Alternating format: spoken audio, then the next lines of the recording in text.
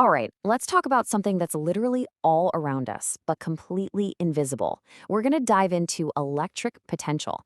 This is basically the hidden landscape of energy that powers, well, pretty much everything. Let's get into it.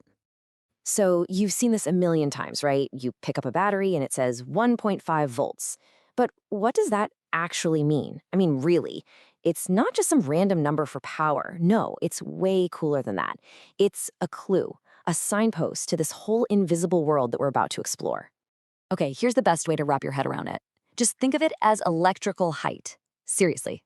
Picture a landscape, with hills and valleys, but instead of gravity shaping everything, this one is shaped by electric charge. A totally invisible landscape. So let's really unpack that idea. We're going to make this invisible landscape visible for you. By the time we're done here, you'll see it in your mind's eye. And check this out. The analogy works perfectly. You know how a big mass, like a mountain, creates a gravitational hill and stuff just naturally rolls down it? Well, it's the same idea for electricity. A positive charge creates an electrical hill. And guess what happens? Other positive charges get pushed away, like they're rolling downhill, away from this spot of high electric potential. It's such a clean comparison. Okay, so now that we've got the basic picture in our heads, let's tighten up the definitions a bit. Because there's a classic trip up here. Electric potential versus electric potential energy. They sound almost identical, but trust me, they are not the same thing. So here's the deal with electric potential, the thing we measure in volts. The key thing to remember is that it's a property of a place, not a thing. I know the textbook definition sounds super formal and complicated, but let's just go back to our hill. Potential is just how much work it would take to shove a little positive charge up to a specific spot. It's the height of the hill at that point. That's it. It describes the landscape. And this right here is the perfect way to see the difference. Electric potential, in volts, is the height of the hill, period. Electric potential energy, in joules, that's the energy a little ball actually has because you placed it at that height. See the difference? One is the map of the landscape, the other is about an object on that landscape. Okay, to really get this, let's build from the ground up. What's the simplest landscape we can possibly imagine? Well, it's the one created by just a single, solitary charge. So, the big question is, how do we actually map this thing out? How can we figure out the height at any random point? Turns out, physics has our back with a surprisingly simple recipe. Now, don't get scared off by the formula.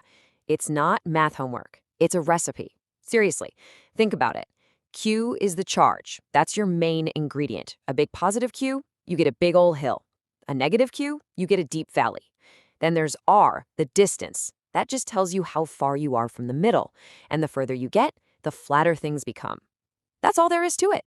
But, in the real world, you almost never have just one lonely charge. Things are way more crowded. So what happens when you've got a bunch of charges, all making their own hills and valleys? How does that all combine? And this is where things get, well, surprisingly easy. Physics throws us a bone here. You see, potential is a scalar. That's a fancy word, but all it means is that it's just a number. It's not a force pushing in some direction, like north or south. It's more like temperature. It's just a value, a height. It doesn't have a direction. It just is. And why is that so great? Because it means we can forget all about complicated vector mass and angles and all that headache-inducing stuff. Nope. To get the total height, you literally just add up the numbers. It's that easy. So the whole process is just dead simple. Step 1, find the height from charge number 1 using our little recipe. Step 2, find the height from charge number 2. Step 3, you just add them up. V1 plus V2. Boom. That's your total electrical height right there. Okay, this has been a fun trip through the theoretical invisible landscape. But what about the real world? How does all of this connect back to that battery we started with? Let's tie it all together. All right, here it is, the big reveal. When we talk about voltage in the real world, what we're really talking about is a potential difference. It's not the height of one spot that matters, it's the difference in height between two spots. It's the steepness of the slope.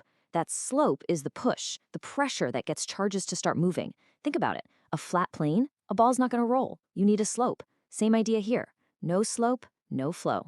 So let's circle all the way back to that battery. That 1.5 volts on the label, it means that inside that little can, there's a chemical reaction that is constantly working to keep one end, the positive terminal, exactly 1.5 volts higher than the other end. It's maintaining a constant 1.5 volt hill. And the second you connect something to it, you're giving the charges a ramp to slide down.